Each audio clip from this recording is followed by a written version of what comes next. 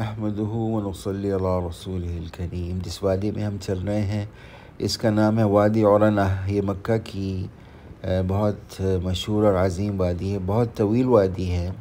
جہاں غزوہ حنین ہوا تھا وہ پیچھے جو پہاڑ ہیں جبل طاد اور کنتیل، وہاں سے اس کی ابتدا ہوتی ہے اور پھر وہاں سے چلتے ہوئے یہ المغمس پہنچتی ہے اور پھر جو حرم المکی کی جو شرقی حد ہے اس کے ساتھ چلتی چلتی یہ حرم المکی کی جنوبی حد کی طرف آ جاتی، جہاں اس وقت ہم چل رہے ہیں۔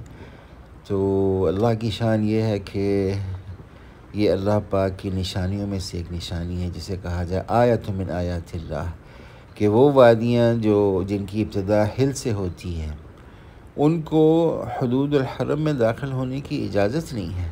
جیسے کہ یہ وادی عرنہ ابتدا سے لے کے انتہا تک کہیں بھی یہ حد حرم میں داخل نہیں ہوتی۔ اسی طرح وادی صرف ہے کہ وہ بھی جورانہ کے پیچھے ایک پہاڑ ہے جبل اظلم، وہاں سے شروع ہوتی ہے اور حرم میں داخل ہوئے بغیر ہی وہ وادی مرو ظہران کی طرف جا کے اس میں شامل ہو جاتی ہے۔ تو یہ بھی اللہ کی نشانیوں میں سے ایک یہ ہے کہ حرم اور حل کی جو حد بندی کی گئی وہ صرف یہ نہیں کہ حدود قائم کر دیں گی، بلکہ حرم اور حل کی جو وادیاں ہیں ان کو بھی اللہ نے ان کا مثال علیحدہ علیحدہ بنایا ہے۔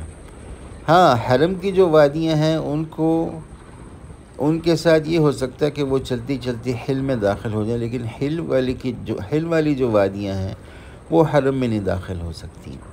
اور یہ ہمارے بائیں طرف جو ایک بڑا ضخیم پہاڑ ہے اس کا نام ہے جبل الراقد، اس کے اوپر بھی انصاب الحرم لگی ہوئی ہیں، ماشاءاللہ ماشاءاللہ۔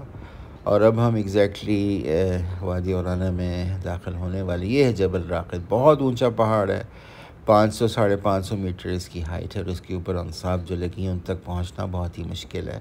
یہ اب ہم آ گئے ہیں وادی عرنہ کے مسیال میں ایگزیکٹلی، اور سبحان اللہ آپ کو سمجھ آ گیا ہوگا کہ جہاں جبل راقد پیچھے تھا وہ حد حرم ہے اور یہ وادی اس سے کافی فاصلے پہ چل رہی ہے۔